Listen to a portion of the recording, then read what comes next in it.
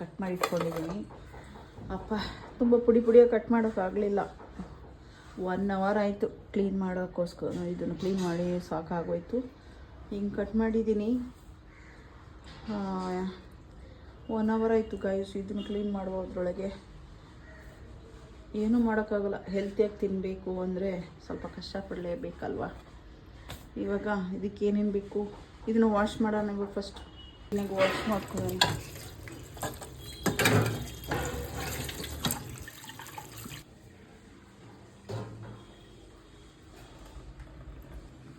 ಇವಾಗ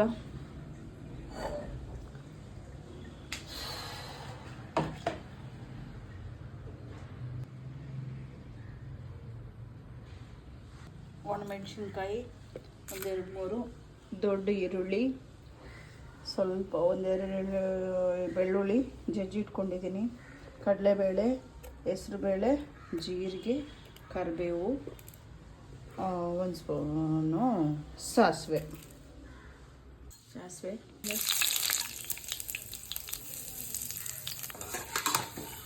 ಈರುಳ್ಳಿ,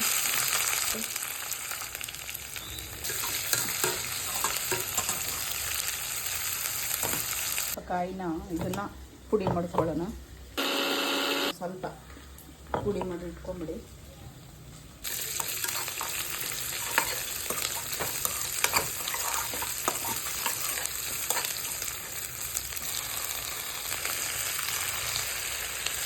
ತುಂಬ ಹೆಲ್ತ್ಗೆ ಒಳ್ಳೆಯದು ಗೈಸ್ ಇದು. ನೀವು ಟ್ರೈ ಮಾಡಿ. ನಾನು ಫಸ್ಟ್ ಟೈಮ್ ಟ್ರೈ ಮಾಡ್ತಿರೋದು, ಬಟ್ ತಿಂದಿದ್ದೀನಿ ಬಿಫೋರ್.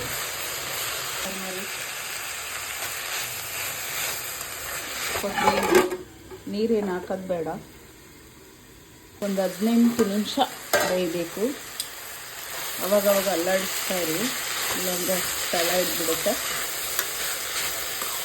ಒಂದು 18 ಮಿನಿಟ್ಸ್ ಇದು ಸ್ಟೀಮಲ್ಲೇ ಬೇಯಿಸಿ. ಸಾಲ್ಟ್,